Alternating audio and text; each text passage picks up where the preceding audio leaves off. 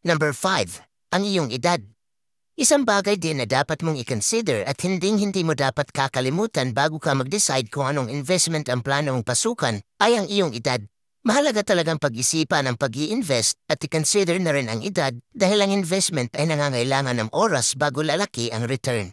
Kung bata ka pa, marami kang advantage. Pwede kang mag-invest ng mga long-term investments dahil marami ka pang time at maa-afford mo pa ang magkamali. Maliit pa lang ang iyong responsibilidad. Kaya mo pang mag-ipon ng malaking percentage ng iyong ipon, marami ka pang matutunan sa proseso ng pag-i-invest at matitake advantage mo pa ang compound interest ng iyong investment. Pero kung ikaw ay nasa mid-50s na at ilang taon na lang malapit ka nang mag-retire, hindi mo na maa-afford ang magkamali at mawalan pa ng pera. Nababagay na investment sa iyo ay yung mga short-term investments dahil kahit konti lang ang return, mabibigyan mo pa rin ng proteksyon ang halaga ng iyong ipon laban sa inflation.